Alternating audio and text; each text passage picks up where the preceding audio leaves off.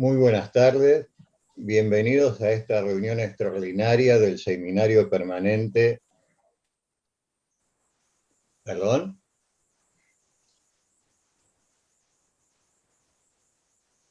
Ahora sí. Bueno, muy buenas tardes de nuevo. Bienvenidos a esta reunión extraordinaria del Seminario Permanente de Investigación Remo Entelman, Teoría del Conflicto, del Objeto al Sistema, del Instituto de Investigaciones Jurídicas y Sociales Ambrosio Gioja. En esta oportunidad se estará presentando el libro El conflicto como sistema, cuyo autor es el profesor Rubén Calcaterra. En principio nos va a dirigir la palabra el doctor Marcelo Alegre, profesor titular de la Facultad de Derecho de la UBA, doctor en Ciencias Jurídicas de la Escuela de Derecho de la Universidad de Nueva York y actualmente es el director del Instituto de Investigaciones Jurídicas y Sociales Ambrosio Gioja.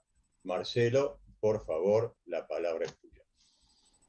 Muchísimas gracias, querido viejo amigo Jorge Hermida, y a todos. Es un enorme placer y un honor que me hayan invitado a ser parte de este evento que es tan importante, la presentación de este libro, El conflicto como sistema, del profesor de la Universidad de Buenos Aires y de muchas otras instituciones, Rubén Alberto Calcaterra. Él, su grupo, hola Gabriela, y tantos amigos, son verdaderos animadores de la vida intelectual de la facultad desde este seminario, cosa que esa contribución que es permanente la agradezco muy, muy especialmente. He leído el libro, me parece una obra muy, muy importante.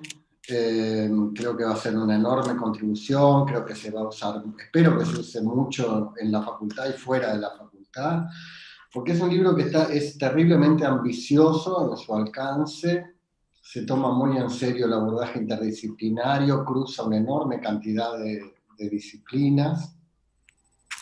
Está muy bien escrito y redactado, creo que lectores y lectoras van a agradecer, que es un libro muy que se deja leer sin abandonar la profundidad, y algo que me parece muy importante es la enorme claridad analítica que tiene el libro, es decir, tomarse el tiempo necesario para definir los conceptos, para discutir esas definiciones, de manera que se hace muy fácil estar en desacuerdo, estar de acuerdo y también estar en desacuerdo cuando hay claridad expositiva, es decir, avanza la disciplina, avanza el diálogo, las conversaciones sobre estos temas.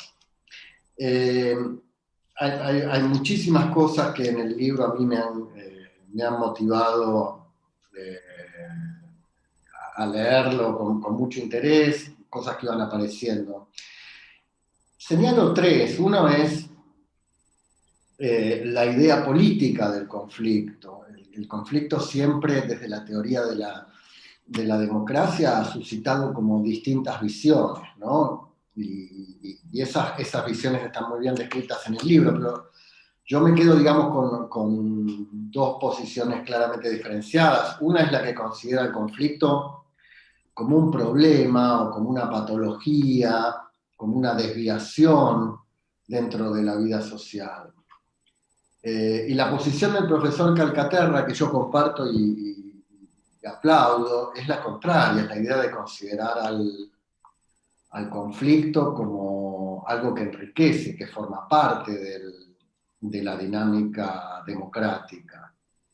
De modo que me parece a mí la postura, la actitud correcta es ver cómo actuamos frente al conflicto, pero sin negarlo y sin ponerlo en contradicción con los valores de la democracia constitucional o la democracia liberal. Estamos hablando siempre de los conflictos pacíficos, ¿sí? Cuando el conflicto se vuelve un conflicto armado, ahí ya es otra historia, ¿verdad? Me gusta recordar el primer discurso que Raúl Alfonsín dio como presidente cuando asumió en 1983 frente a la Asamblea Legislativa. Es un discurso importante porque él se dedica en ese discurso, en medio de un país que enfrentaba enormes problemas, sin embargo, a sentar como ciertas bases de principios o conceptuales, ¿verdad? Y en uno de esos párrafos Alfonsín dice, es muy importante entender que el poder no deriva de la boca del fusil, que era una de las frases que se decía en los 70. El poder deriva de la boca del fusil. Porque si eso fuera así, debería ganar el que tenga mejores armas, el que esté más armado, ¿cierto? Es una posición absolutamente que se da de patadas, ¿no? Con los fundamentos de la democracia. Entonces, desde una visión de teoría de la democracia me pareció muy importante esta afirmación normativa de no descalificar al conflicto como siendo incompatible con la democracia. La segunda es la preocupación por entender el punto de vista de quienes están involucrados en un conflicto. Y eso me parecieron ideas que dialogan muy armónicamente con las nociones del punto de vista interno de Hart, eso es lo, digamos, que creo yo que el profesor Calcaterra está defendiendo, o sea, la necesidad de entender o de ponerse, de hacer un ejercicio de empatía, ponerse en los zapatos de todos los que están involucrados en un conflicto. Creo que es un enorme paso adelante. Y por último, las menciones al politólogo, pensador Robert Axelrod, en relación a la cooperación y la competencia, ¿sí? Y me pareció una referencia sumamente importante porque, bueno, la idea de Axelrod es que el paso de, digamos, una dinámica de pura confrontación autointeresada a una dinámica de cooperación, o sea, desde el conflicto o de la competencia a la cooperación, o en términos de filosofía ética, el paso de una relación basada en el autointerés hacia una relación más altruista, donde tomamos en cuenta, digamos, los intereses de otras personas, es esta idea del tit for tat, es esta idea de alguien dando un primer paso cooperativo, quizás en ese primer paso no arriesgando mucho, pero dando la señal de que uno está dispuesto a cooperar con la expectativa de que el otro también dé un pequeño pasito cooperativo y ahí entonces poner en marcha una dinámica de complementación y de cooperación. Yo creo que esa es una de las claves en materia conceptual, filosófica, para entender, digamos, la relación entre el egoísmo y la moralidad, que me gustó mucho ver reflejado en la obra del profesor Calcaterra. Así que recomiendo mucho este libro, espero que se lea, espero que se discuta. Y bueno, te felicito, Rubén, sé lo mucho que bregás en la facultad por este nuevo enfoque, por esta nueva disciplina dentro de la carrera de Derecho. Y bueno, como toda obra es una obra colectiva, porque estoy seguro que ha ido creándose y perfeccionándose en el debate con tu grupo, con tu seminario, etcétera. Un poco entonces esta felicitación se las extiendo a todos. Así que bueno, muchísimas gracias de nuevo por tenerme aquí y felicitaciones y suerte con la publicación. Muchas gracias, Marcelo. Y ahora sí que contamos con la presencia del doctor Héctor Raúl Sandler. Va a hacer uso de la palabra. El doctor Sandler es profesor consulto de la Facultad de Derecho de la UBA, es investigador permanente del Instituto Ambrosio Gioja y es director del Seminario Permanente de Investigación. El doctor Sandler, por favor, si lo tenemos por ahí. Bueno, sí, un poco tarde, pero con tiempo. Ah, qué gusto, doctor. No, lo que pasa es que mi sabiduría jurídica es muy grande, pero la técnica es media pobre, porque hace 15 minutos me estaba buscando conectarme acá, pero en fin, encontrado.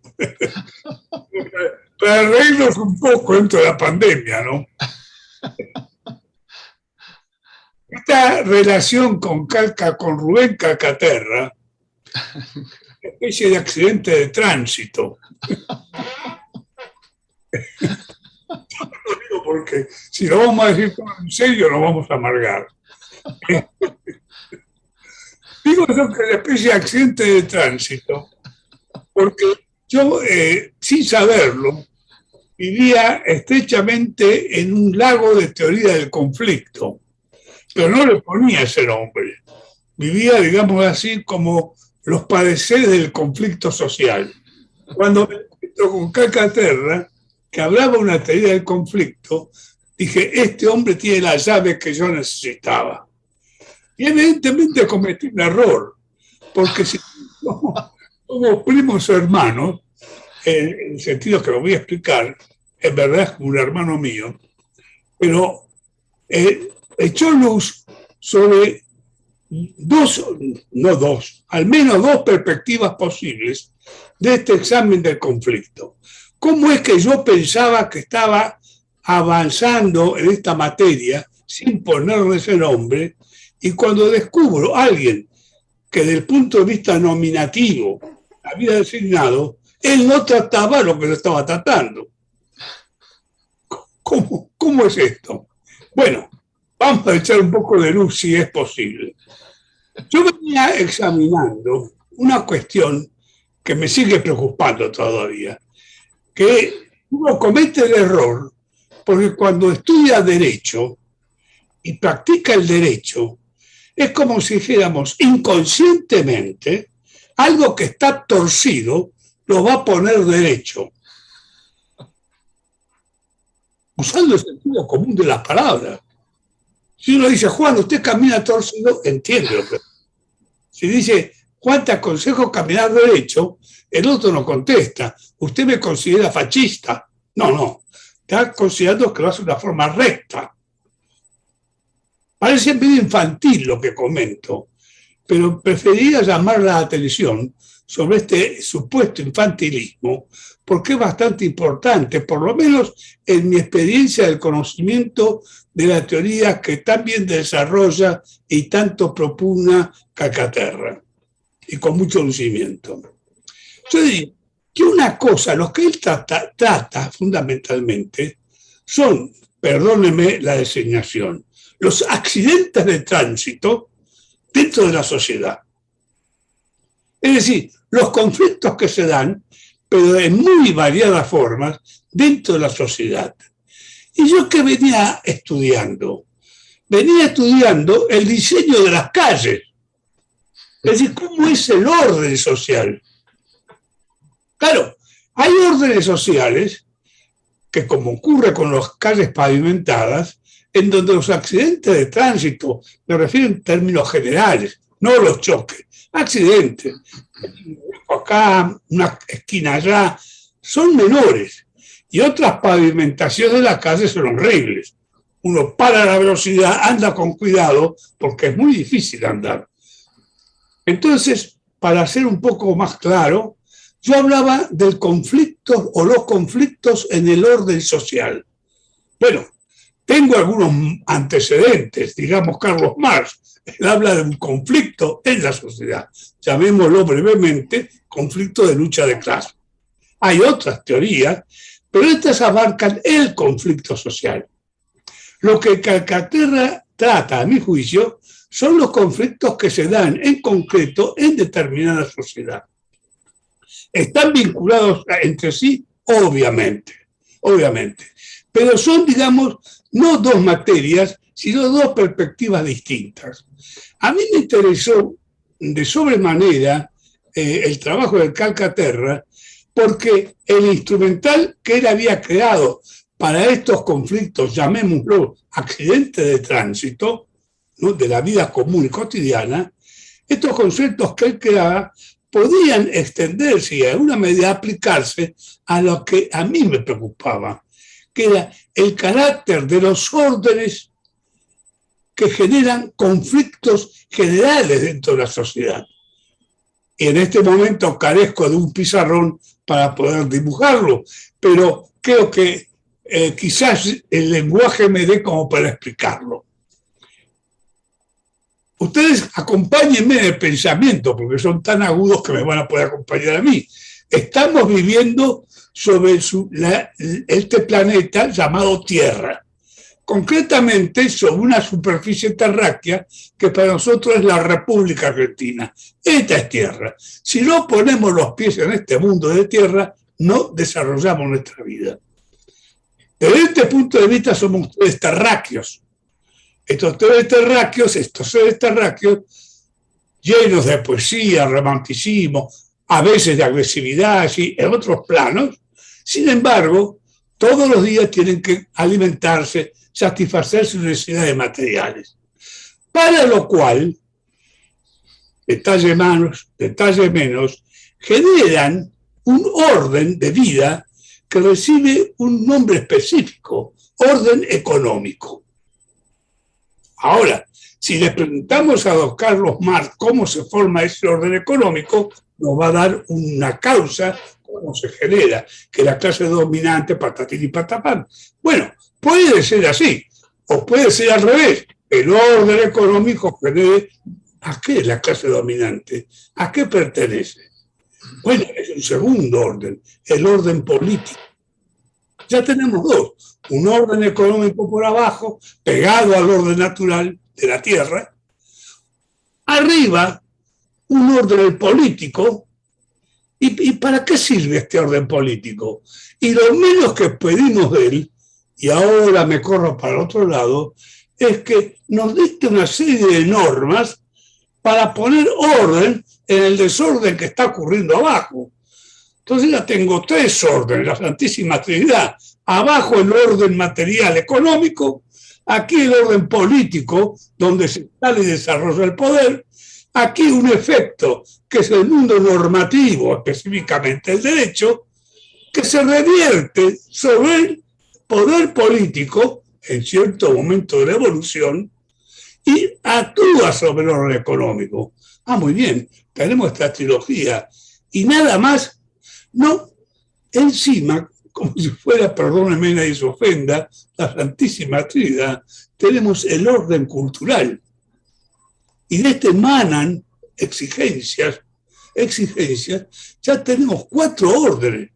El orden material económico abajo, el orden político acá, el orden legal o jurídico acá, y arriba el orden cultural. El de abajo, sin tierra, no existe.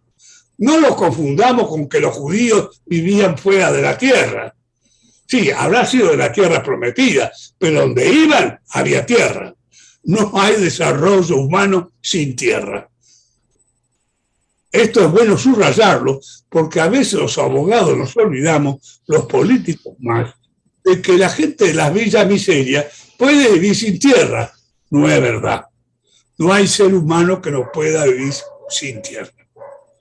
Ahora, los seres humanos, además, tienen ideales, tienen ese espíritu, ese arrojo que le cuesta la vida al sargento Cabral, que da la suya por San Martín, o la de Luis Viale, que prefiere morirse ahogado para salvar a la señora que no sabe nadar. Ahí está la estatua al borde del río de la Plata, en la costanera. Ese mundo espiritual, ¿con qué se conecta? ¿Con el aire? No, yo creo que hay un mundo espiritual. No entro en disquisiciones si la religión la conecta, y no sé. Pero quiero decir que esta sociedad humana está como un sándwich entre dos órdenes. Abajo el orden terráqueo, llamado naturaleza, y arriba el orden espiritual, pónganle el nombre que quieran. Y dentro de este sándwich están esos 4 órdenes de la sociedad. El económico, el político y el derecho, que son casi primos hermanos, y el orden cultural. Este era mi esquema. Y con este esquema yo me llevo por delante a Rubén Calcaterra, que me dice, tengo... Y yo me resuelve, pero realmente me brinda un instrumental precioso para poder seguir avanzando en esta chifladura que yo tengo de la sociedad compuesta en órdenes, cuya coordinación tiene que ser lograda para que la sociedad funcione. Y con esto termino porque no voy a dar una conferencia, pero yo digo, con 3 millones de kilómetros cuadrados, que les aviso, por si ustedes están enterados, que estamos en invierno, que saquen la cabeza por la ventana y díganle al mundo que estamos en invierno. Donde uno busca la tierra negra, cava la pala y está la tierra negra. Los judíos, para buscar agua en Israel, hacen 5.000 metros de profundidad. Yo estuve allá. Estaban regando. ¿Y cómo riega esta gente? Con una manguera que gotea sobre cada plantita. Digo, ¿y el agua dónde la sacan? Y de abajo. ¿A qué profundidad? Y 5.000 metros. Y me acordaba yo de un hombre de campo, amigo mío, que me decía, hay que sudarla, el agua hay que buscarla a 300 metros. Y yo, en Israel la buscan a 5.000. Nosotros tenemos a 300 y decimos que no hay agua. Es decir, este es un paraíso. Este es el país de jauja. Error. Porque es la que salgo a la calle y me encuentro cartoneros, ahora es una profesión nueva que se ha creado, no andan bien vestidos, con un carrito hecho con 2 ruedas de bicicleta, ¿no? Juntando basura que nosotros tiramos a la calle. Y me encuentro con nada menos que el 12% de la población que dice, gracias a Dios que vivimos en esta tierra. ¿Es suya? No, la acabo de ocupar, porque esta es una villa miseria, pero estamos luchando por eso. Y no en el Gran Buenos Aires, en todo el país. Entonces yo me digo, pero ¿y esto qué tiene que ver con el derecho? ¿Habremos dictado el derecho correcto o nos estamos hundiendo por el derecho? Y con esto termino. Con este prólogo es que yo me enfrenté con la teoría del conflicto. Y entonces me gustó la idea, porque de esta teoría del conflicto que desarrolla Calcaterra, que no resuelve los problemas que yo me planteaba, es como una cantera de minerales que yo obtengo información que permite seguir explorando en este campo que acabo de explicar. Con esto acabo mi participación y no los quiero molestar más. Muchas gracias, Calcaterra, los felicito a todos y ojalá que esto va a terminar como yo espero. Un verdadero éxito a favor de estudiar el conflicto entre los seres humanos, que no escasean desgraciadamente. Muchas gracias. Muchas gracias, doctor. Gracias, Héctor, gracias, muchas gracias. Bueno, a continuación hará uso de la palabra el doctor Jorge Rojas. El doctor Rojas es profesor titular de Derecho Procesal, Civil y Comercial en la Facultad de Derecho de la UBA. También es miembro del Instituto de Derecho Procesal de la Academia Nacional de Derecho y es quien ha prologado la obra que hoy se presenta. Doctor Rojas, usted tiene la palabra. Bueno, buenas tardes para todos. Muchas gracias, doctor Almeida. Yo a Rubén ya lo felicité en forma personal por la obra que hizo. Tuve el placer de ver su borrador para poder prologarlo, con lo cual me dio mucha alegría su idea sobre la cual trabajó, porque nosotros de alguna manera en el ámbito del derecho procesal nos consideramos, con todo respeto, casi primos hermanos de la filosofía del derecho, porque ustedes nos ayudan a pensar y nosotros tratamos de bajar a la realidad aquello que muchas veces ustedes nos ayudan a pensar.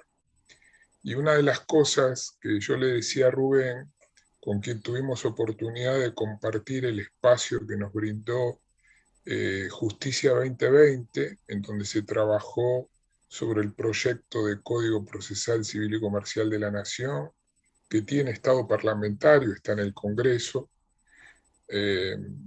Bueno, de alguna manera compartíamos los criterios en cuanto a la necesidad de trabajar en otra línea, y trabajar en una línea distinta a la que tenemos.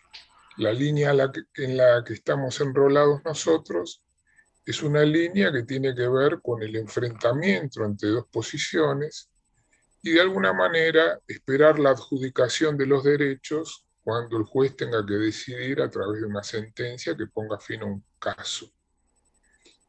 Y yo le contaba a Rubén que nosotros en la cátedra trabajamos, además de que yo recomendé en mi cátedra que se lea este libro porque me parece muy valioso, trabajamos con dos aspectos que me parece que son importantes tener en cuenta. Uno es trabajar el derecho procesal desde el conflicto. ¿Por qué? Porque el conflicto es inherente a cualquier sociedad. Y otra es trabajar al proceso como sistema. Y esto es un poco lo que supongo yo, y lo digo en el prólogo, que lo animó a Rubén a pedirme que prologara su obra, porque vio el enfoque sistémico con el que trabajamos en la cátedra, y tal vez le haya interesado esta mirada distinta que nosotros tenemos del derecho procesal. ¿Por qué una mirada distinta? Porque nosotros consideramos al proceso como un sistema, y de alguna forma este sistema está conformado por una serie de insumos que no son simplemente dos partes enfrentadas en un expediente, sino que son un montón de otros ingredientes que de alguna manera conforman el desarrollo de lo que va a ser el proceso judicial. Ejemplo, una oficina judicial, infraestructura edilicia, infraestructura técnica o tecnológica, insumos financieros, económicos. Entonces, todo esto hace al producto que nosotros conocemos como proceso judicial, del cual creo yo que si hay algo que compartimos todos, es que en nuestra sociedad nadie está satisfecho con el sistema de administración de justicia que tenemos. En general, una de las cosas que se le achaca al sistema de justicia es precisamente los tiempos que consume. Dejo de lado ahora la pandemia porque, digamos, vino a agravar toda esta situación y de alguna manera nos puso enfrente a una nueva realidad, que es esto con lo que estamos trabajando ahora, que por ejemplo hace un tipo de comunicación especial, que es la comunicación por esta vía. Por supuesto que se está utilizando en la justicia, en muchos casos, este tipo de comunicación para las audiencias, más allá de los escritos por vía digital y demás. Pero ¿qué me interesa destacar de la obra de Rubén? Lo que me interesa destacar es que él tuvo una mirada parecida frente al conflicto.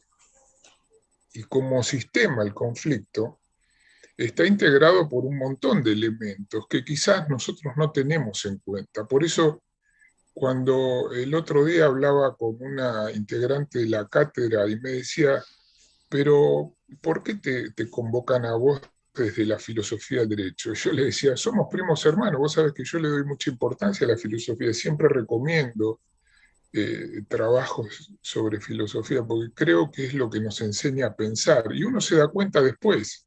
Es decir, cuando uno es estudiante, cree que cuando estudia filosofía del derecho es una materia aburrida, y dice, uy, tengo que estudiar esto, y después se da cuenta que es una de las más importantes, porque es la que nos ayuda a pensar y a poner en funcionamiento lo que son nuestras neuronas. Y esto que hizo Rubén en esta obra, yo lo considero sumamente valioso porque tiene una nueva perspectiva. Y tomo las palabras del maestro Sandler cuando dice, esto es una cantera.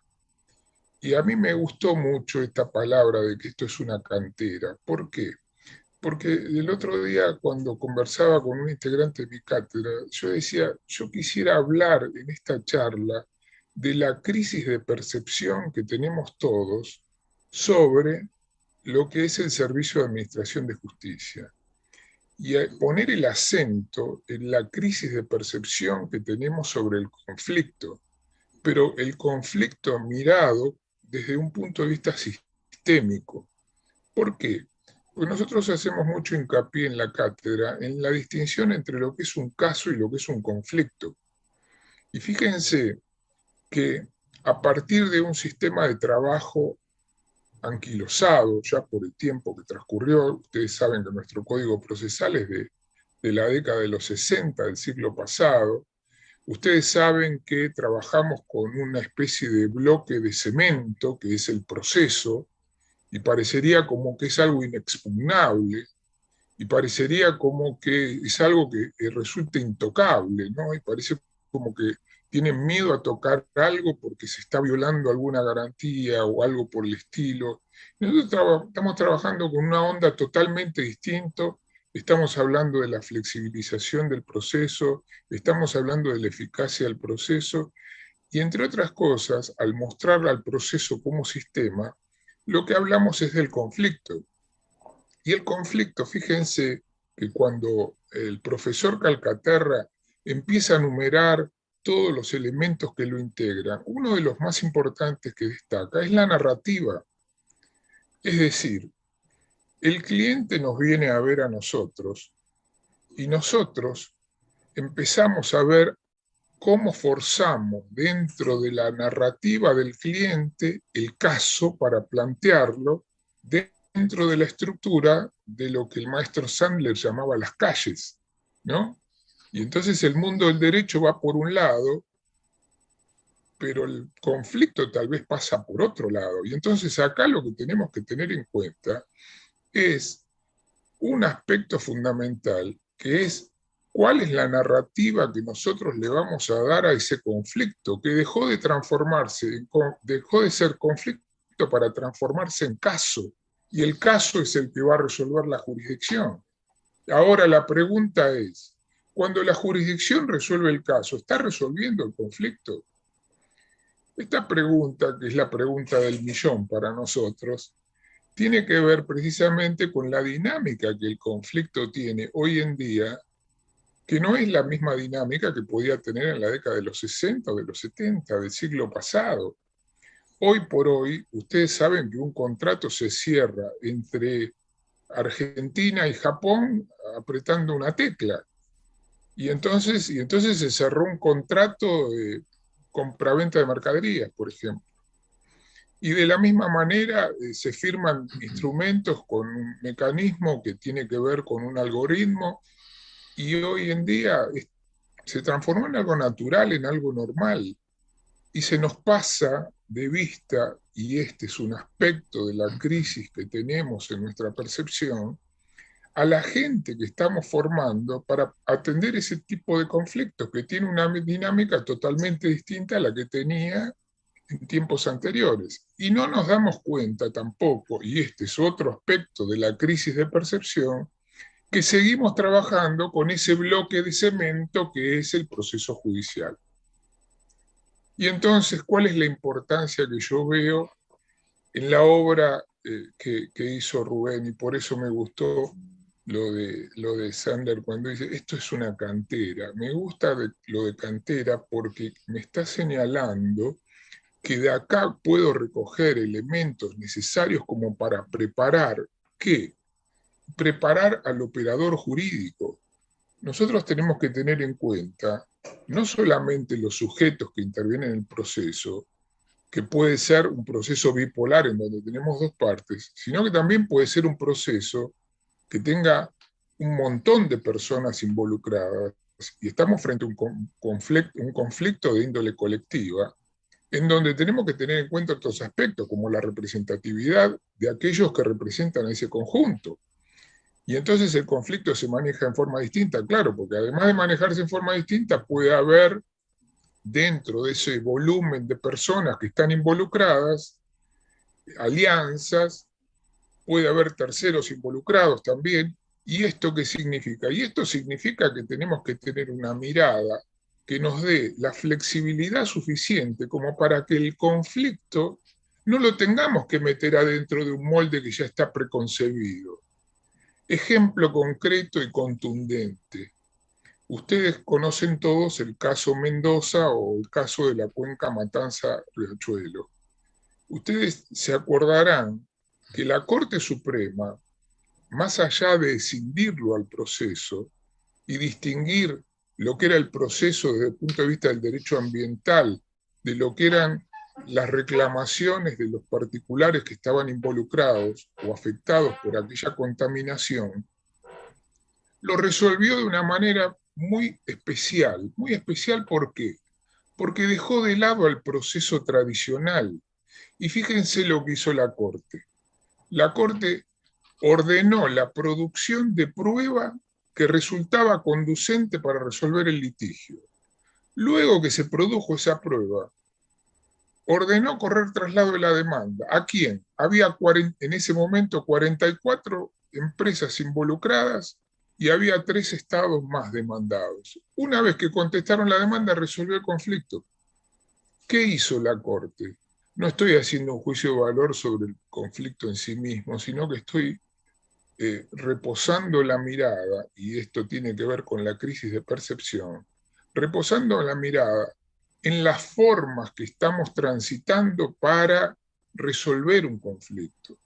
Por eso me parece muy valioso este aporte que ha hecho Rubén, porque nosotros podemos encontrarnos con distintos tipos de personas que integran ese conflicto. Fíjense, hablando de nosotros mismos, nosotros los abogados, nosotros podemos encontrar abogados que asesoran empresas, que trabajan con empresas en el ámbito comercial, pero podemos encontrar abogados que trabajan con sindicatos, podemos encontrar abogados que trabajan en dependencias o en organismos públicos, podemos encontrar abogados que asesoran entidades deportivas, podemos encontrar abogados que trabajan con legisladores.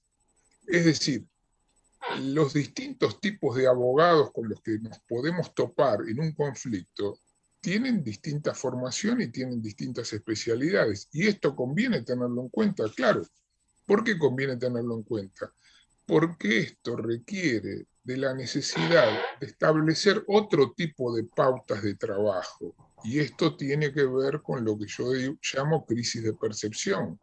Nosotros, cuando estamos enfrentados a un conflicto, el abogado común que trabaja con una persona particular, es muy probable que cuando reciba el caso se siente frente a su computadora y empiece a trabajar preparando una demanda.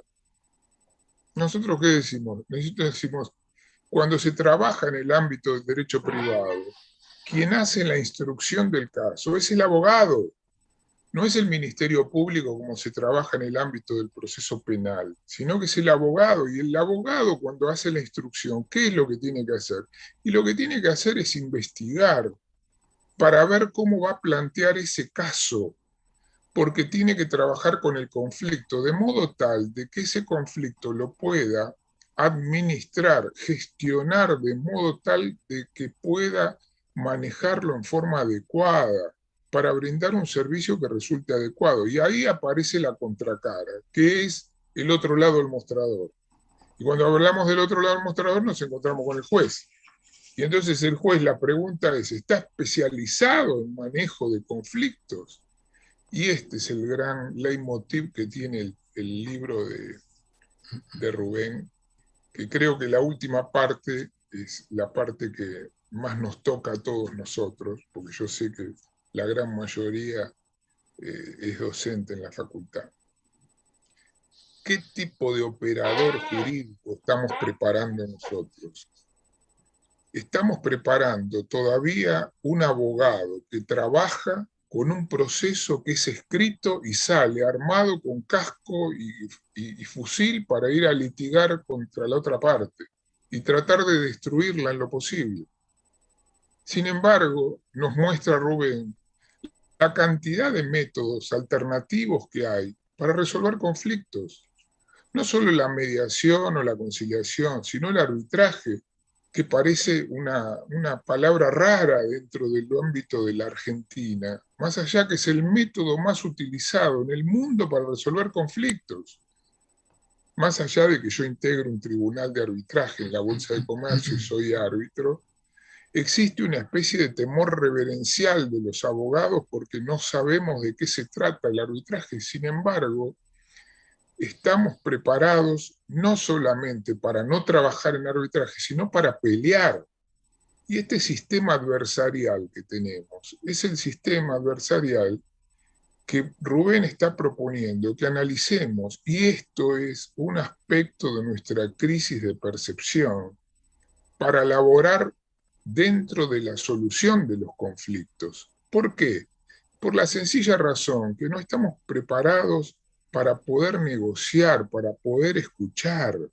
Hace poco yo escribía un trabajo que me pidieron y decía, porque ustedes saben que el leitmotiv ahora en el ámbito del derecho procesal es la oralidad, parecería como que la oralidad es la panacea. Y yo decía, pero el proceso romano era oral, se dividía en 2 etapas, in iure in judicium, todo oral. Recién en la Edad Media, por la influencia que ejerce la Iglesia, se empieza con la escritura y después no podemos cambiar. Y ahí aparece en escena una pauta que también marcaba el profesor Sandler, que decía la pauta cultural. Estamos imbuidos de una pauta cultural generada por los hábitos que tenemos y nuestra mala predisposición para el cambio, porque el cambio automáticamente nos genera rechazo. Y esto me parece que es un deber que nosotros tenemos que cumplir desde la universidad. Y acá aparece otro rol que tiene que ver con una crisis de percepción que no nos pertenece exclusivamente a nosotros, los universitarios, sino que le pertenece a otra clase, que llamémosla clase política. Porque la universidad dejó de ser el ámbito adecuado de consulta de aquellos poderes públicos que la tienen al alcance de su mano y sin embargo no le dan la importancia o la valía que la universidad puede tener. ¿Para qué? Para empezar a cambiar las cosas de una manera, transitando vías que no son las tradicionales, porque si nosotros seguimos formando operadores jurídicos que trabajan en un proceso escrito y que salen de la facultad armados con casco y bayoneta para matar al contrario, y es muy difícil que podamos trabajar en una línea distinta. Entonces yo decía el otro día, ¿qué importancia tiene la oralidad si yo me encuentro en una audiencia con un juez que es sordo?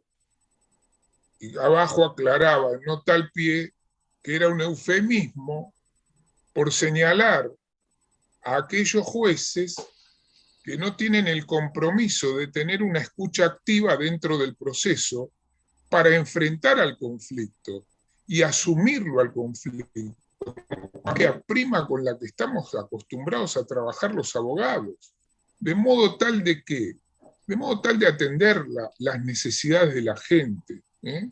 Es lo que los americanos llaman su día en la corte. Nosotros nos enfrentamos con el juez y cuando vemos al juez, automáticamente las caras de todos cambian. Lo digo por la experiencia que tengo en el tribunal en el que integro. Y entonces, cuando cambian las caras, evidentemente hay otra predisposición. ¿Y esto qué me significa? Esto me significa poder trabajar con mucha más transparencia. Y entonces el desafío que yo le decía a los integrantes de mi cátedra, les pedí ahora un trabajo sobre el proceso eficaz, cómo lo pensaban ellos.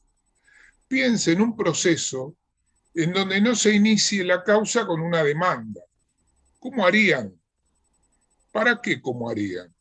Para poder llevar el conflicto a oídos del juez, de modo tal de que el juez sepa cuál es el problema que nosotros tenemos y sepa cuáles son los medios de prueba con los cuales contamos para hacer valer nuestro derecho, de modo tal de que convocando a la otra parte, y esto lo hemos hablado con Rubén en Justicia 2020, podemos escuchar cuál es la posición que tiene la otra parte y ver cuáles son los medios de prueba de los cuales puede valerse.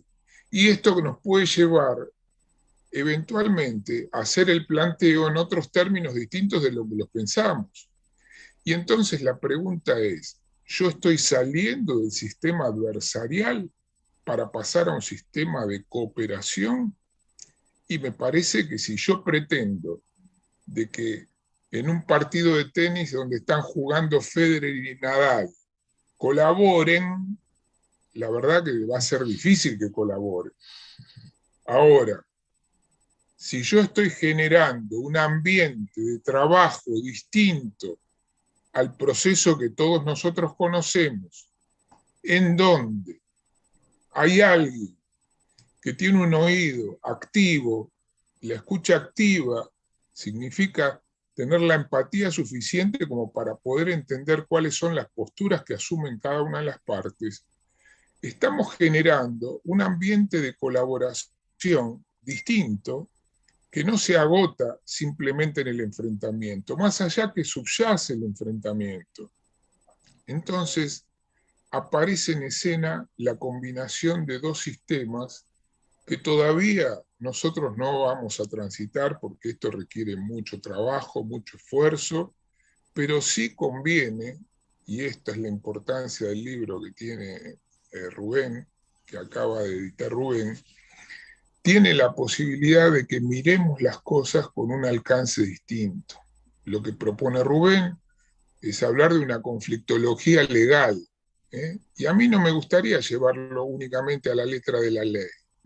No hace falta que le diga lo que pensaba Nino sobre lo que nosotros los argentinos hacemos con la ley, sino que lo que me interesa es que esta percepción que nosotros tenemos de la gente que está trabajando con el proceso y de la forma en que estamos solucionando los conflictos, la pongamos en tela de juicio de manera tal de ver cómo podemos subvertir este orden que ya se conformó como un hábito, ese hábito hace una costumbre y esa costumbre genera una cultura, y esa cultura determinada para poder generar un cambio nos importa una necesidad de un rechazo, básicamente porque el rechazo es connatural a cualquier tipo de cambio. Yo les voy a dar un ejemplo simple para que ustedes lo vean y qué es lo que me pasa a mí como experiencia personal. Cuando a mí me toca hablar en una clase para abogados, una clase de graduados, sobre recurso extraordinario, y yo le digo a los abogados que está mal reservar la cuestión federal, automáticamente todos me saltan casi a la yugular. Yo le digo, miren, ustedes síganlo haciendo como ustedes quieren hacerlo. Yo tengo un libro escrito sobre recurso extraordinario y hay un punto en ese libro dentro de la cuestión federal que explica, conforme la doctrina de la Corte, por qué está mal reservar la cuestión federal. Ahora, si ustedes son felices haciéndolo mal, síganlo haciéndolo mal, yo no tengo ningún problema. ¿Por qué? Porque van a reservar una cuestión federal cuando no hay ningún derecho federal involucrado. Y muchas veces me han contestado, es que siempre lo hicimos así. Y esto de que siempre lo hicimos así significa que el proyecto de código, que Rubén sabe bien que salió de Justicia 2020 con una disidencia mía, en el librito que salió con una estructura muy parecida a la que tenemos. Y entonces la pregunta que uno se hace es si esto es útil para el justiciable, porque si esto no sirve para la gente, en verdad no sé para quién sirve. Yo les agradezco mucho la invitación, en especial a Rubén, nuevamente mis felicitaciones y ojalá todos pudieran leer tu obra, Rubén, porque nos va a permitir un ejercicio mental muy valioso, sobre todo para la facultad y sobre todo para los docentes de la facultad. Muchas gracias. Muchas gracias, doctor. Muchísimas gracias. Muchas gracias, Jorge. Muchísimas gracias. Ahora a continuación van a hacer uso de la palabra integrantes del equipo de docencia e investigación del seminario. En primer término va a hablar la doctora Liliana Arias. Liliana, por favor. Buenas tardes. Quiero agradecer muchísimo al doctor Rojas y al doctor Sandler porque básicamente nos hemos sentido, yo personalmente me he sentido legitimada en todas y cada uno de los cuestionamientos que le hago a nuestro servicio de justicia, ¿no? Y a nosotros como operadores y auxiliares de la justicia, básicamente porque entiendo que no lo estamos llevando a cabo, esa es nuestra función y no estamos prestando justamente ese servicio. o si lo estamos prestando, lo estamos haciendo deficientemente. Así que agradezco muchísimo sentirme legitimada en estas muchas veces reflexiones que uno hace en sus grupos de estudio, pero que me gustaría que se hicieran públicas, ¿no? Porque creo que eso nos habilitaría a repensarnos y a repensar todo nuestro andamiaje de prestación de servicio de justicia, y volverlo a tener presente como abogados, que esa es nuestra principal función. Yo quiero hacer una muy pequeña reflexión sobre esta magnífica obra del profesor Rubén Calcaterra, justamente partiendo de algo, un tema puntual desarrollado por el doctor Rojas, que prologó el libro, especialmente cuando refiere que el conflicto es inherente a la sociedad. En efecto, es una de las tantas formas en que los seres humanos interactuamos. Somos seres humanos, somos una especie gregaria, naturalmente gregaria. No podríamos subsistir si no contáramos con esa condición de seres gregarios. Es lo que nos ha permitido sobrevivir a lo largo de toda la historia de la humanidad. Nuestra condición humana, entonces, está dada por interacciones de todo tipo y por una absolutamente necesaria condición gregaria. Hoy vivimos en sociedades conformadas por relaciones sociales cada vez más complejas, nuevas tecnologías, accesos a un inmenso caudal de información nunca visto en la historia de la humanidad, nunca visto, redes sociales, interacciones virtuales, plataformas, aplicaciones, servicios virtuales, construyen así nuevas formas de interacción. A esto también se refería el doctor Rojas, nuevas formas de interacción, de relacionarnos, de convivir y de percibir a los otros. ¿Sí? Esto es sumamente importante. Ahora bien, estos monumentales cambios que han potenciado aún más el proceso de globalización, la interacción entre diversas culturas, lenguajes, costumbres y modos de vida, no han sido acompasados por métodos, herramientas o recursos que colaboren en la gestión de esas interacciones. Esto inexorablemente nos lleva a vivir en sociedades con altos índices de conflictividad. Paradójicamente, a contrapelo de nuestra propia naturaleza gregaria, hemos construido sociedades atrapadas y atravesadas por una cultura profundamente confrontativa. Todos y cada uno de los aspectos de nuestra vida, en cada uno de los aspectos, está instalada la confrontación. Esta cosa que decía el doctor Rojas, abogados preparados con casco y armados para salir a destruir la existencia del otro, bueno, no solamente acompaña el ejercicio de nuestra profesión, sino que es parte del modo en que interaccionamos y culturalmente la tenemos naturalizada como un modo de relacionarlos y como un modo de conflictuar y abordar nuestros conflictos. Lo diverso, lo desconocido, es demonizado en esta cultura de la confrontación. Para justificarse, incluso para cimentar su propia identidad, los que confrontan, sí o sí necesitan la construcción de un enemigo. ¿Qué es lo que pasa? Inmediatamente se activa la más atávica de todas las emociones del ser humano, que es el miedo. Y con el miedo, inmediatamente comienza el proceso de defendernos, atacar y por lo menos evitar esa amenaza que se nos presenta. Es así cuando se da lugar el desarrollo de todos y cada uno de los tipos de violencia, desde las más brutales a las más sutiles. Personalmente creo que la cultura confrontativa es la madre, es el origen de todas las grietas que hoy atraviesan nuestra sociedad. Grietas que se profundizan y se alimentan justamente de la diversidad íncita en nuestra propia naturaleza. Somos todos diferentes, y por tanto nuestra forma de representar y percibir el mundo también lo es, aún dentro de nuestros propios sistemas culturales, ni hablar en la interacción intercultural, en la globalización en la que hoy nos encontramos. La confrontación entre conflictuantes adquiere relevancia e impacta directamente en las posibles soluciones.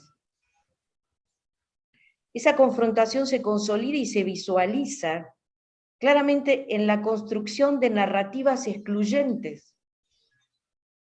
Desde el sistema adversarial estamos exclusivamente preparados para armar narrativas, incluso desde la demanda o desde la contestación de la demanda, para excluir al otro, para excluir sus intereses.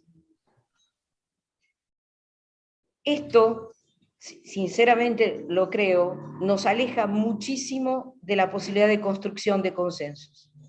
Muchísimo. No hay lugar ni posibilidad de reconocimiento de un otro, que con su propia existencia pareciera vulnerar y poner en riesgo la nuestra.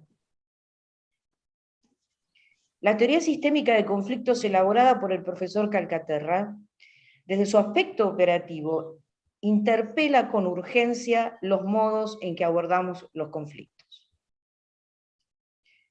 Entendemos que el proceso judicial netamente adversarial es consecuente, se detiene y confirma nuestra ancestral cultura confrontativa. Muchas veces en el aula, en estos 10 años que estoy aprendiendo al lado de Calcaterra, siempre les comento que estamos trabajando con las institutas romanas y que hoy por hoy estaríamos necesitando nuevos abordajes de antiguas situaciones o de problemas muy comunes, pero nuevos abordajes. Para nosotros, los abogados, en nuestra condición de profesionales preparados para el abordaje de conflictos, la teoría sistémica no solo resulta una herramienta esencial para conocer profundamente la materia prima con la que trabajamos, constituye, nos abastece también de los recursos necesarios para operar el conflicto, ¿sí? Pudiendo entender sus causas, modificando así, pudiendo tener la posibilidad de modificar la interacción conflictiva primigenia y de alguna manera lograr que los conflictuantes construyan consensos, que brinden soluciones satisfactorias para todos los involucrados. En los tiempos que vivimos, las herramientas que brinda la teoría sistémica de conflictos, esto es entrenamiento multidisciplinar, integración de conocimientos que generan nuevas competencias necesarias para el abordaje de los conflictos y para el ejercicio profesional. Todas ellas permiten a los abogados y a todo operador de conflictos, y aquí viene lo social, referentes, líderes sociales, políticos, permite la construcción de consensos necesarios para la reparación del tejido social, gravemente dañado por conductas netamente confrontativas. Donde la convivencia, reparado el tejido social, podamos pensar en una convivencia pacífica y que esa convivencia pacífica sea artífice de un crecimiento y desarrollo social pleno. Quisiera terminar haciendo mías las palabras de mi maestro, el profesor Rubén Calcaterra.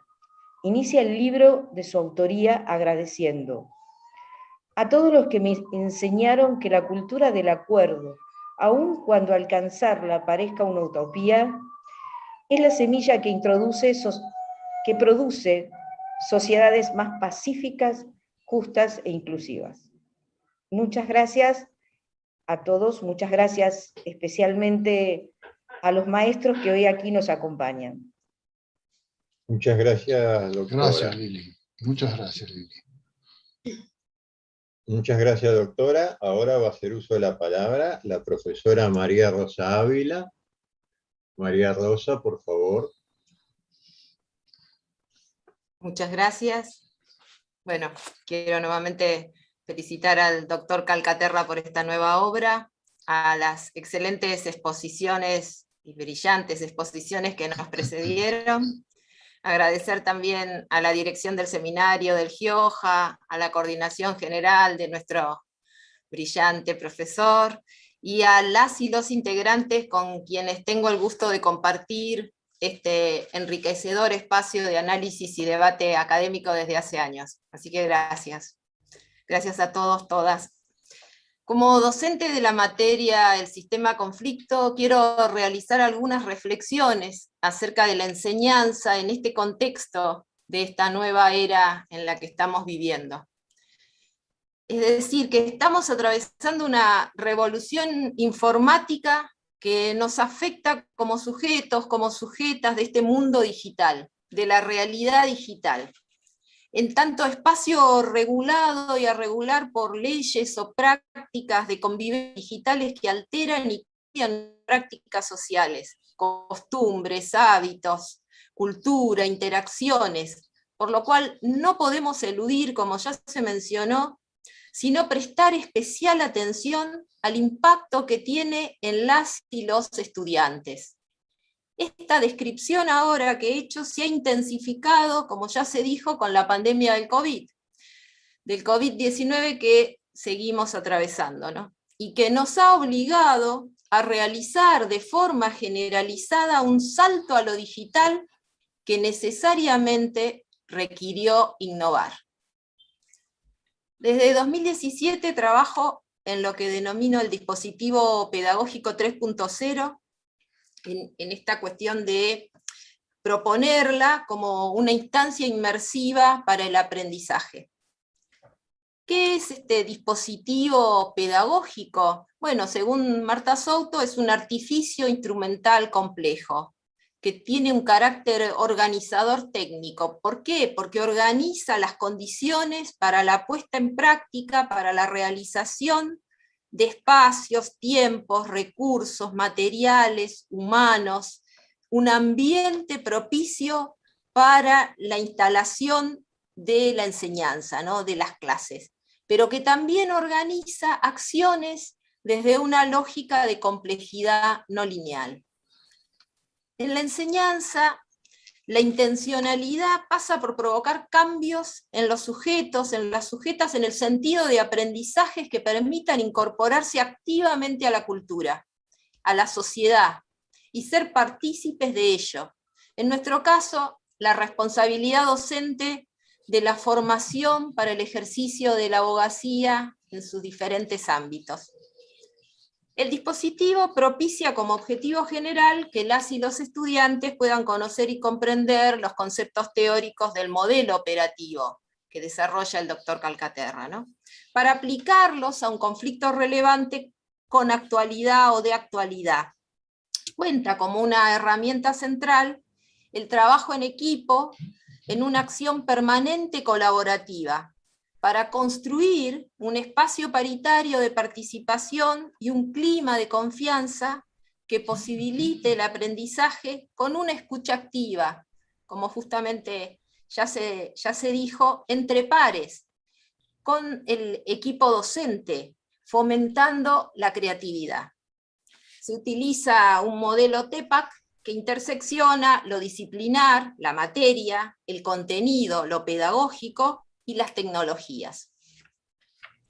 En esta magna universidad que nos enorgullece con sus 200 años, y en esta instancia de contribuir a formar esta abogacía de este siglo XXI, el dispositivo despliega y trata de fomentar el espíritu crítico, la participación paritaria, la horizontalidad en el uso de la palabra, valores referidos a los derechos humanos.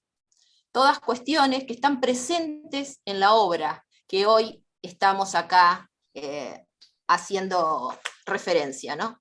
Este dispositivo está situado históricamente, aborda también uno de los desafíos de este siglo, que es incorporar de forma transversal el enfoque de género y la igualdad de género, que es uno de los 3 principios del funcionamiento del dispositivo. Así, opera desde las propuestas de enseñanza, el enfoque de género, con un abordaje múltiple, por ejemplo, en la selección de casos, en recursos educativos vinculados a las desigualdades de género, a desigualdades estructurales, a la discriminación, a la violencia basada en género, a los femicidios, que afectan estos mismos de forma interseccional a otros grupos. El proceso de aprendizaje, entonces, de la perspectiva de género se mixtura tanto en los materiales o contenidos como desde el diseño previo de la estructura de las clases y actividades que se desarrollan durante cada cuatrimestre. Mediante este dispositivo esperamos contribuir a nuevas modalidades de enseñanza del derecho.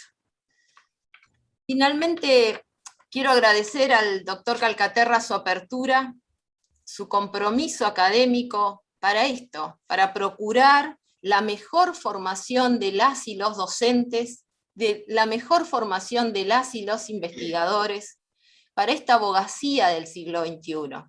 Nos acerca con esta obra la conflictología jurídica y por otro lado su permanente preocupación y acción por modernizar la estructura de los modelos de justicia formales, ¿no? Y lograr incorporar, como ya se dijo, procesos de solución de conflictos por consenso. Es decir, allí donde las y los sujetos actores del conflicto pueden recuperar y ejercer un rol protagónico que implica agencia, autonomía, empoderamiento, en aras de lograr un acuerdo o una solución. Concluyo con una frase de su libro. Hay una necesidad imperiosa de encontrar y encontrarse en diálogos, cuya dimensión operativa sea la construcción de soluciones creativas que produzcan la apertura de nuevas potencialidades.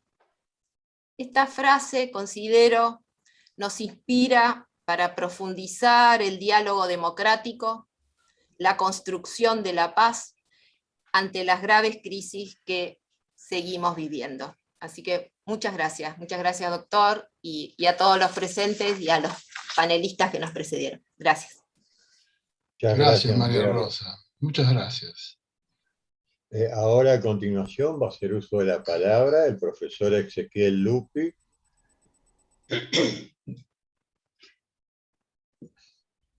Bueno, muy buenas tardes a todos. Muy buenas tardes. Primero que nada quiero agradecer al doctor Calcaterra y al seminario por darme la oportunidad para hablar el día de hoy. Y además felicitar obviamente al doctor Calcaterra por el libro, ¿no?, que estamos presentando. Desde ya les adelanto que voy a ser breve. Cuesta aportar algo nuevo después de todas las personas que ya se han hablado, y tanto y tan bien además.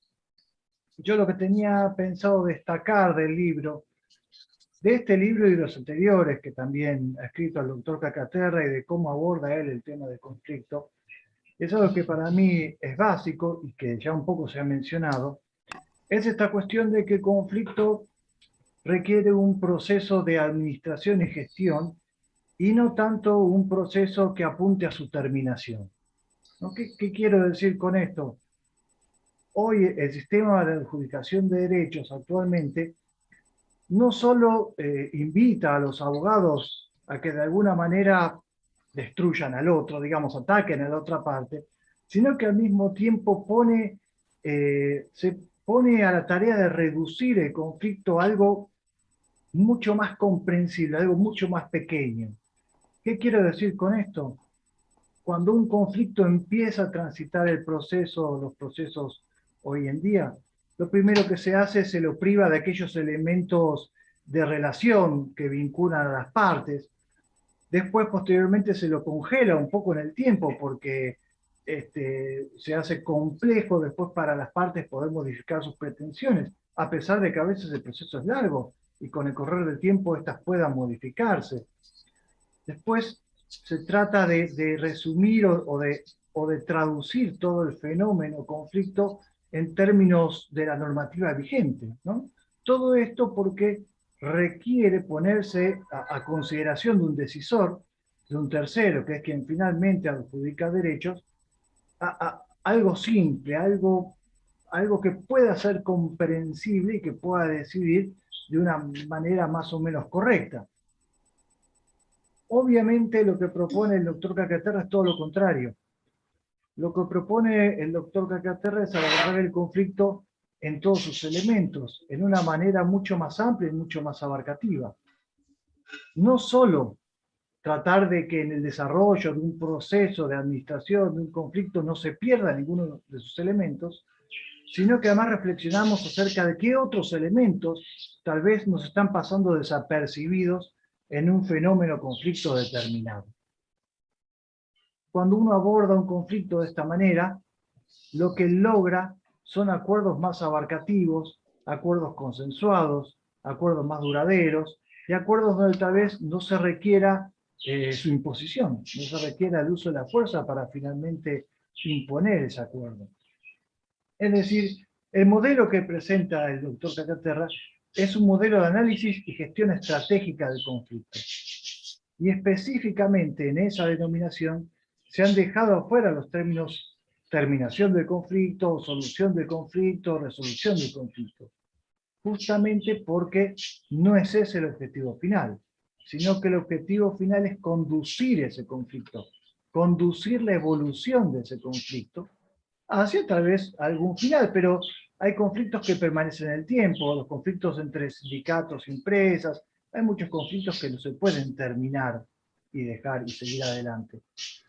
Es decir, los conflictos son inherentes a la sociedad, son inherentes a las personas, eso ya lo hemos mencionado.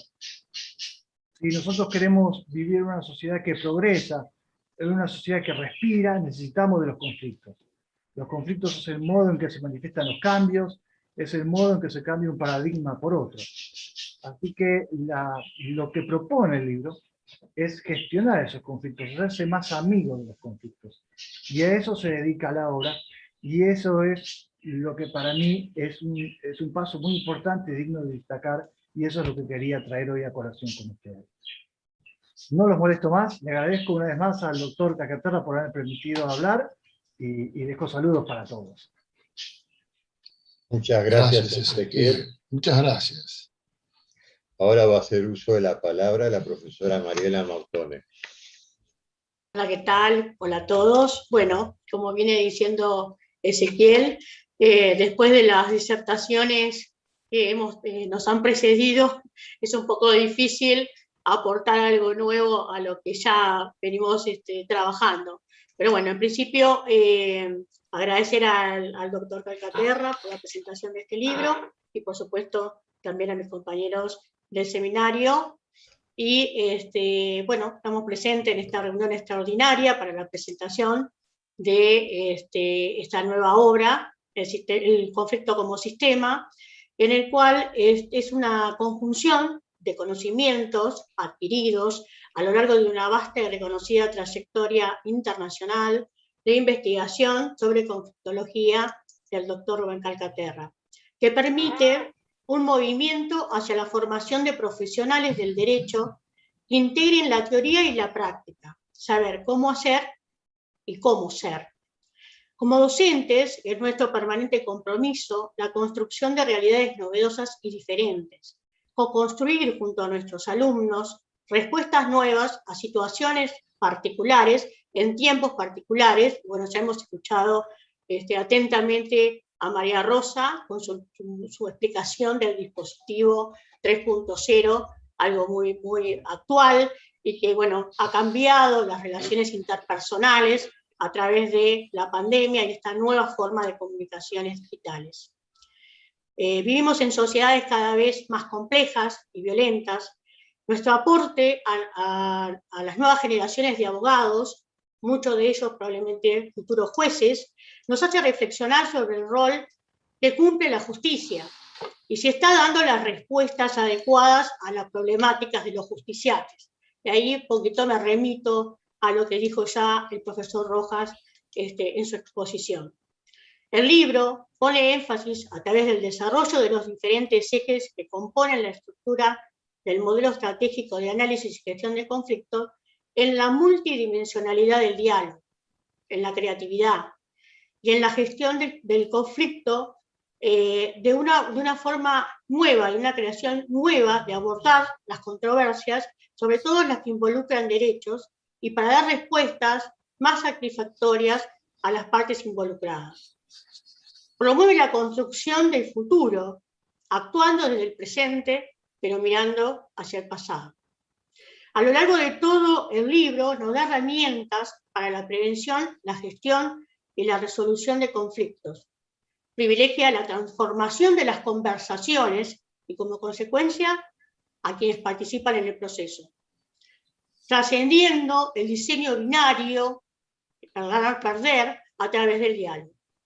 El modelo estratégico que nos propone el libro se enfoca en el fenómeno conflicto como un sistema complejo y lo aborda a través de un proceso altamente estructurado que se desarrolla en dos fases organizativas a través de tres ejes. La primera es una fase de análisis, denominada deconstrucción del conflicto, y una segunda fase, que es de gestión, que está dividida en la parte de reconstrucción de la relación, la parte, el corazón del proceso, que justamente es donde trabaja la interacción, donde trabajan las narrativas, donde ya mis compañeros han hablado sobre este punto, y la co-construcción de la solución-relación. Todos ellos atravesados por un eje horizontal correspondiente a elementos del proceso decisorio. El modelo estratégico, así estructurado, es apto para la gestión y la resolución de cualquier especie de conflicto. Por cualquiera de los métodos de abordaje, y esto es la parte también interesante, integrándolos, todos en un mismo sistema operativo. No sería uno ni otro, sino aquel que las partes decidan, una vez transitado el proceso, llevar a cabo la resolución de su propio conflicto. Es sabido, y acá tomo otra vez la palabra del doctor Rojas, que desde hace mucho tiempo el sistema de administración de justicia se encuentra en crisis, de eficacia y de legitimidad. El desafío, entonces, para terminar, es que comprendan que el sistema adversarial, como está planteado hoy en el Código Procesal, regido por la lógica de la exclusión del otro, como pasa actualmente, debe ser visto como un recurso a utilizar recién cuando la búsqueda de consensos ha terminado. Bueno, no tengo mucho más para decir, sino para agradecer. He tratado de hacer un recorrido por las diferentes secciones del libro, y bueno, por supuesto, felicitando al doctor por esta nueva obra. Gracias. Gracias a vos, Mariela. Muchas gracias.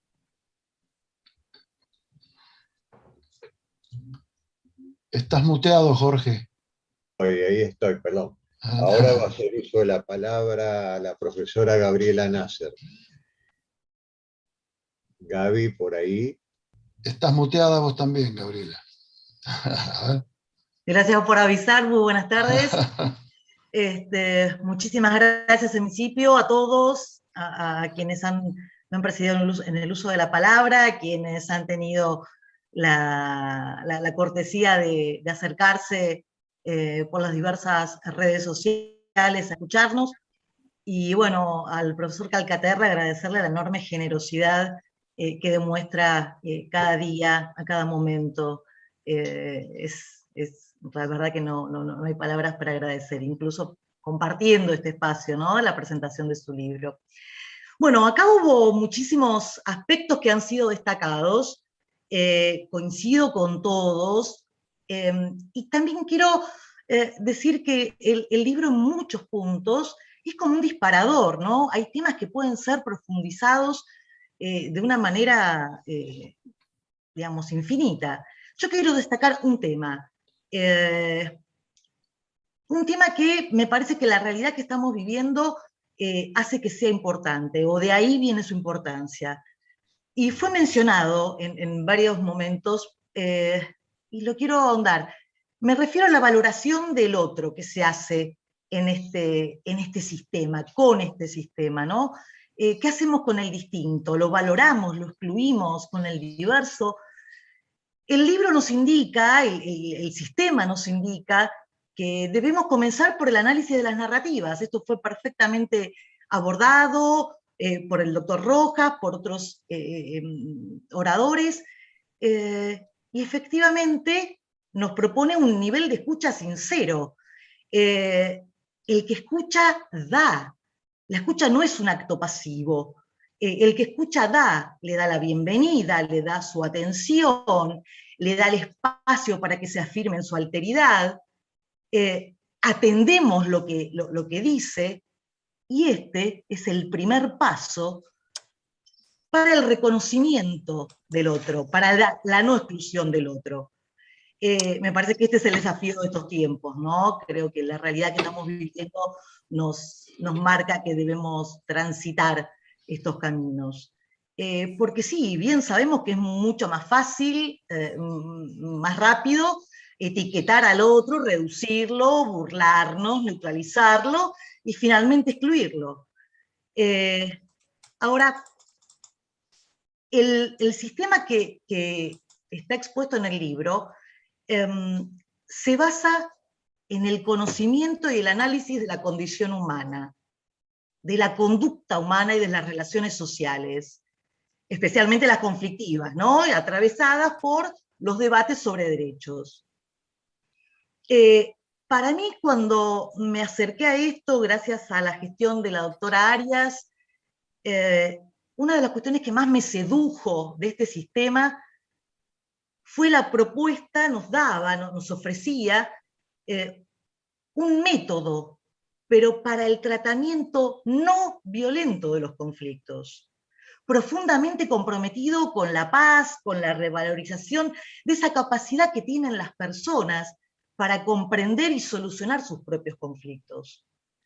Cuando en el libro el doctor Calcaterra dice que los procesos de autocomposición tienen esa capacidad para transformar las motivaciones y los intereses en conflicto, en instrumentos que provoquen cambios, esos cambios culturales que la sociedad moderna, y yo le agregaría Argentina, necesita para ser más pacífica y más tolerante. Estamos hablando de eso. ¿Por qué no excluir al distinto? ¿En qué se nos abre el análisis de la no exclusión de lo distinto? En definitiva, nos damos cuenta que cuando excluimos al distinto, iniciamos ese camino de autodestrucción.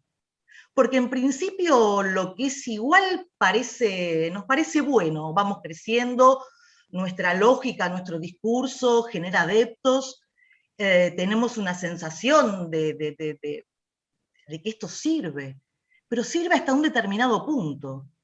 A partir de determinado momento, ese crecimiento deja de ser bueno, deja de ser productivo, y se transforma en destructivo, porque carece de esa tensión dialéctica, ¿no? que colabora con su formación y con la elaboración de sus propias fortalezas. El sistema indica que profundicemos esos procesos conversacionales, tengámoslo como dato, procesos conversacionales, y nos convoca a enseñar en esta facultad cómo generar esos espacios para que el pluralismo, las tramas plurales, puedan desarrollarse, puedan arribar a consensos, siempre teniendo en cuenta no la lógica adversarial ni de contradicción, sino la complementariedad. ¿Por qué? Porque las voces que son excluidas, rechazadas, no participan de la toma de decisiones, pero sí van a ser afectadas por esas decisiones. Esto es a nivel de los conflictos entre particulares o a nivel de los conflictos sociales. Entonces, lo único que encontramos como camino es fomentar el pluralismo, hacer visible el disenso. Solo desde ahí vamos a poder construir los consensos. Para cerrar, quiero también compartir algunas palabras de Rubén. Me voy a tomar el atrevimiento de leerlas. El doctor Calcaterra nos dice: el Estado moderno, así como las casas de estudio, deben alentar ese cambio de cultura que apareja responsabilizar a la sociedad para que se apodere de sus conflictos y se haga cargo de solucionarlos, cara a cara y pacíficamente. Parece que el aporte en esta instancia y en la formación de operadores, el aporte de este libro me parece muy, como mínimo, interesantísimo. Muchísimas gracias por el tiempo y por la atención a todos y a todas. Gracias. Gracias, Gabriela, por tu siempre temperamental alocución. Gracias, doctora. Ahora va a hacer uso de la palabra la profesora Miriam Silvia Pavón. Bueno, buenas tardes a todos, sobre todo muchísimas gracias a todos quienes nos han antecedido también, y nuevamente felicitaciones al doctor Calcaterra por la presentación de su libro. Y muchas gracias también al doctor Jorge Rojas, al doctor Marcelo Alegre que nos acompañaba, al doctor Héctor Sander también que nos acompañaba, porque el apoyo de ustedes también para este grupo del seminario es muy importante, y también justamente para poder promover también lo que está reflejado en el libro del doctor Calcaterra. Entonces es muy importante también para nosotros, y agradecer también al doctor Calcaterra también su generosidad, porque nos ha permitido participar también en esta presentación de su libro, que ya viene a ser realmente la segunda edición de su libro, y por eso segunda edición con este tema de el conflicto como sistema, o en este caso con otro nombre, pero siempre hablando de este modelo del conflicto. En este caso pues voy a ser realmente muy breve, porque quiero que también quien realmente es protagonista en esta presentación sea el doctor Calcaterra, pueda cerrar también con esta presentación, pero simplemente voy a hablar de una aplicación que es para lo que yo veo muy útil el modelo, de una aplicación práctica, y que para mí especialmente ha sido pues interesante poderla adaptar a la aplicación de los conflictos que podemos encontrar en la vida y en la realidad también social. Se refiere a una aplicación que yo encontré, o que siempre he encontrado además en este modelo, y que está explicada también en el libro, de cómo este modelo pues integra varias fases y también un análisis del conflicto que no tienen otros modelos de resolución de conflictos, y que a diferencia de otros modelos, este contempla toda una etapa de análisis del conflicto con sus elementos. Y me voy a referir solamente a una aplicación práctica precisamente en este análisis del conflicto. Y es como, analizando el conflicto, debemos identificar a los actores. Como muy bien lo explica el doctor Calcaterra en su libro, tenemos actores individuales, actores colectivos, organizados jurídicamente, organizados de hecho, y una simple pluralidad de actores.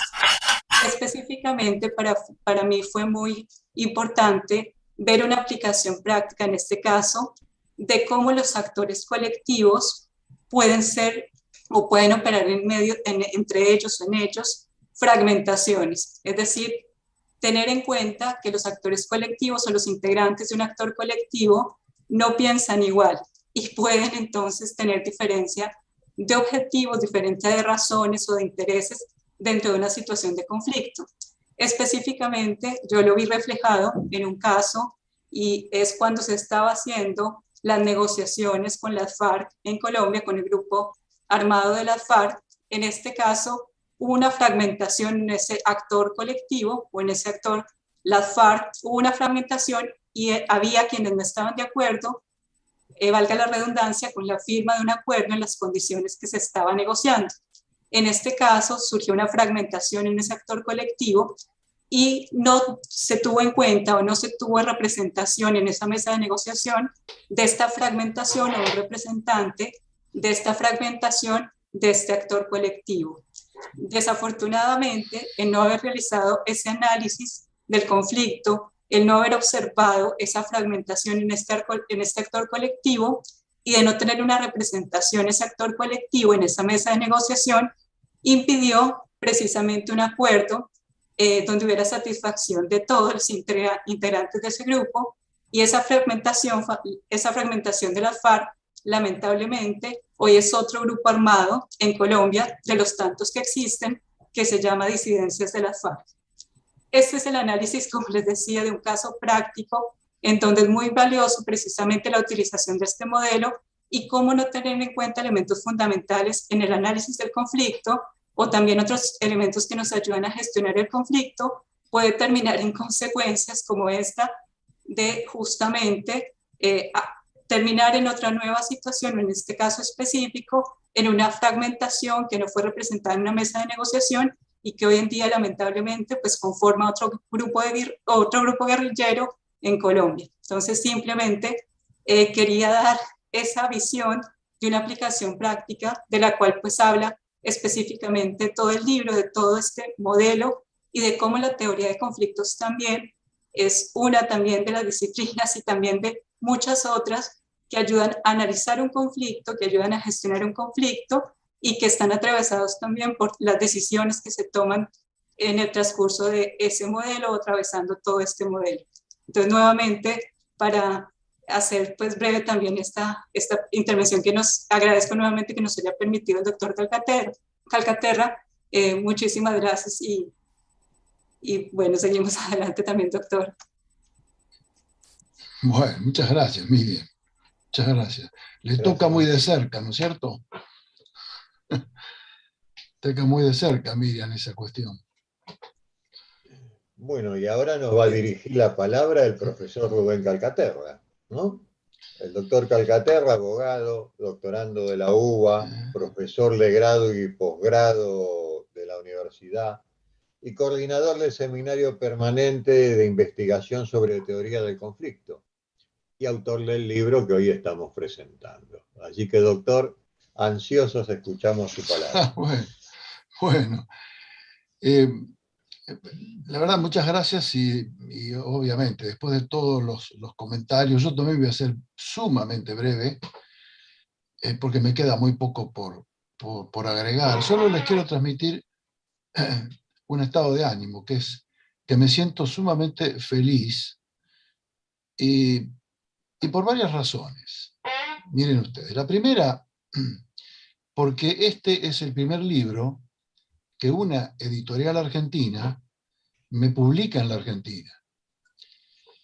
Y lo publica como integrando la colección de filosofía y derecho, que es muy importante, pero muy importante para mí, porque expresa tanto el campo del conocimiento desde el que vengo reflexionando acerca del fenómeno conflicto, como el campo del conocimiento al que siempre aspiré y aspiro a aplicar esas reflexiones.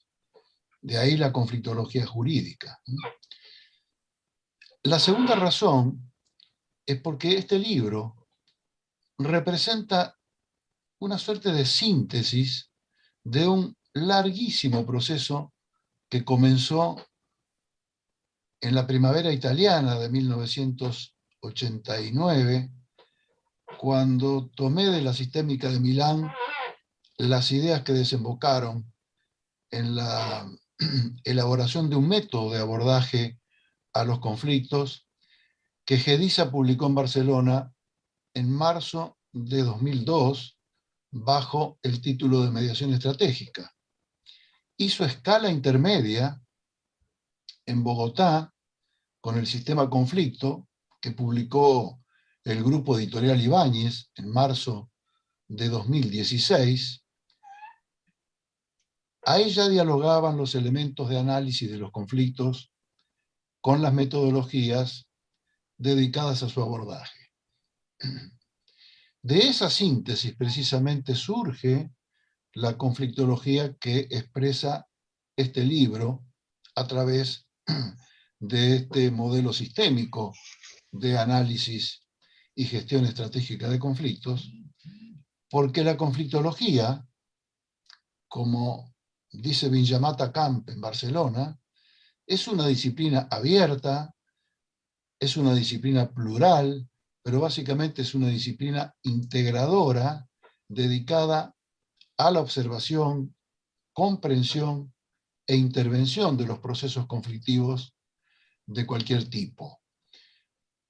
Yo le agregaría a estas palabras de Vinjamata que la conflictología es una de esas ciencias nuevas, con los términos que utiliza Edgar Morin para referirse a las nuevas ciencias que surgen como respuesta de la dialógica de la complejidad. Esa dialógica, cuando ingresa al campo científico, da lugar precisamente al nacimiento de estas ciencias que integran conocimientos, como la cosmología, la sismología, la vulcanología, que hace más de 30 años eran ciencias realmente sin comunicación alguna. Finalmente, porque esta obra es un aporte más a la docencia y a la investigación. Incorpora un material más completo, me parece a mí, más específico, para que nuestros estudiantes cuenten con bibliografía propia de este modelo sistémico que enseñamos tanto en el grado como en el posgrado de esta facultad, así como en otras instituciones de la Argentina y del exterior. En cuanto a la investigación, la verdad que siento que estamos dejando una muy razonable y también buena cantidad de problemas para que nuestros investigadores puedan explorar objetivos y formular las hipótesis para futuros proyectos de investigación. Esto es todo lo que puedo agregar, en realidad todo lo que han dicho ustedes. Y para terminar, déjenme expresar mi agradecimiento al doctor Héctor Sandler, nuestro director, que siempre está dispuesto a acompañar estas reuniones con su presencia inspiradora. A los doctores Marcelo Alegre y Jorge Rojas, por haber aceptado presentar este libro, y a Jorge además por haberlo prologado. A Jorge Hermida, muchas gracias por haber coordinado esta reunión, y a todos los integrantes de este equipo de docencia y de investigación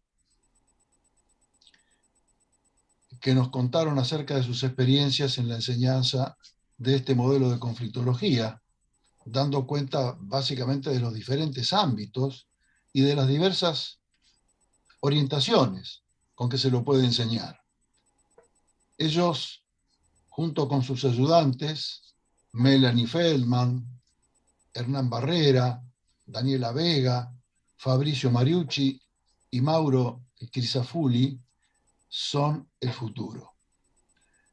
También quiero dedicar una mención especial a Yelén María Gaitán, que está acá presente, porque ella, yo sé lo que ha luchado y sigue luchando para ese nodo de investigación que tenemos en la Universidad Nacional de Rosario. Así que muchas gracias, Yelén, por todos tus esfuerzos.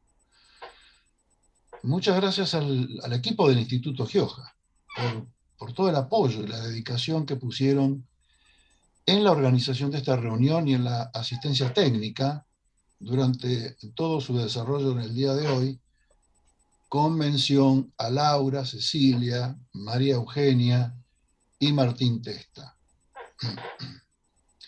Estoy especialmente, pero muy especialmente agradecido a Alejandro de Palma, mi editor, por varias razones. Primero, por la edición tan cuidada de este libro. En segundo lugar, por haberse involucrado personalmente en el proceso de edición en el que también colaboró muchísimo Miriam Silva Pavón. Pero Alejandro se comprometió al grado de sugerir y colaborar con el título de la obra. Y en tercer lugar, gracias a Alejandro por la variedad de posibilidades que ha puesto a disposición del usuario para acceder al libro, pero fundamentalmente por la gran generosidad de permitir que nuestros estudiantes de grado de esta facultad puedan acceder gratuitamente a su contenido de manera virtual. Esto no puede dejar de señalarse con emoción, porque trabajamos para nuestros estudiantes. Finalmente, gracias a todos los que hoy nos acompañaron en este acto por la plataforma Zoom, como por el canal de YouTube del Instituto. El interés de todos ustedes es el impulso de nosotros para seguir con esta tarea.